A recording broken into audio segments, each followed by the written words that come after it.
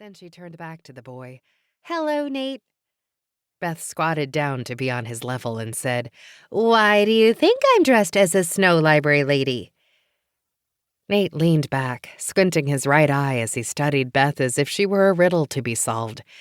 After a few moments, his face cleared and he said, "Because we're reading stories about snow?" "Yes!" Beth held up her hand for a high five, and Nate reached back and slapped her palm with his, giving it his all. "Hi, Beth, Lindsey." Kelly Bryce, Nate's mother, joined them. "He's very excited for story time today." "So am I," Beth cried. She held out her hand, and Nate took it without hesitation.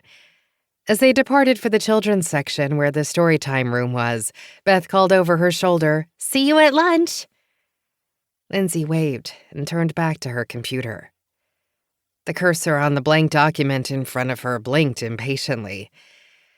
She glanced at the notes she'd made on the legal pad beside her. Surely, writing a class description and choosing software could not be more difficult than getting her master's degree in information science, right? She studied her notes, felt suitably daunted, and decided she needed to get up and do a walkabout of the library.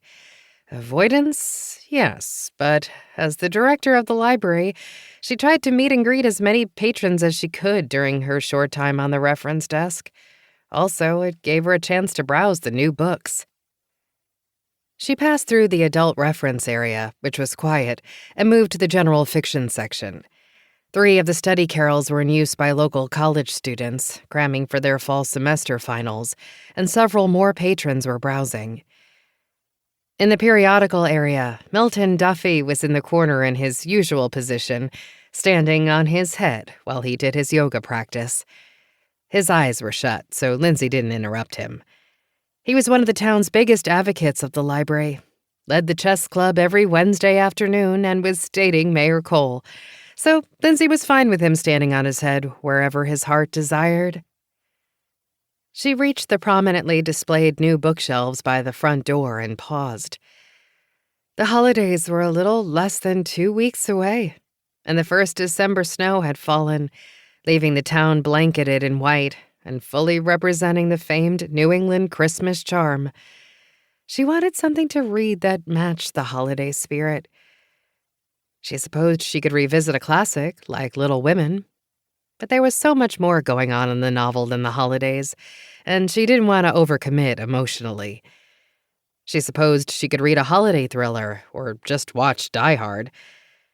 She picked up a Meg Langslow mystery set during Christmas by Donna Andrews. This definitely had the humor and heart she was seeking.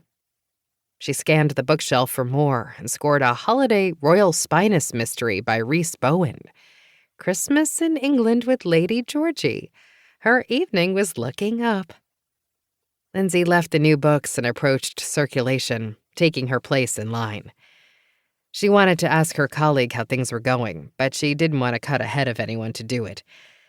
There was only one person in front of her, and Lindsey tried to identify her from the back, which wasn't easy, given that, like everyone else during this December cold snap, the patron was swaddled in winter gear. From the back, she was a tall woman, almost as tall as Lindsey, with chin-length, wavy dark hair. She was wearing a long navy wool coat over wide-legged tweed pants and thick-soled brown lace-up boots. She had a Louis Vuitton handbag dangling from her elbow, and a pair of Ray-Ban sunglasses were pushed back on her head. When she turned, Lindsey recognized her profile. It was Helen Monroe, who had just been installed by the Briar Creek Friends of the Library as the town's writer-in-residence. Helen had been working in one of the study rooms in the library for a little over a week, and other than the reception to welcome her, Lindsey hadn't had much of an opportunity to speak with her. Lindsey had tried to engage Helen in conversation the few times their paths had crossed, but Helen hadn't been receptive. Still, Lindsey was always polite. She wanted anyone who used the library to know that they were among friends, even if they wanted to keep their distance. Paula Turner, the head of circulation, was manning the desk and assisting Helen. Paula was known for her elaborate tattoos, although they weren't currently visible beneath the turtleneck sweater she was wearing, and her color.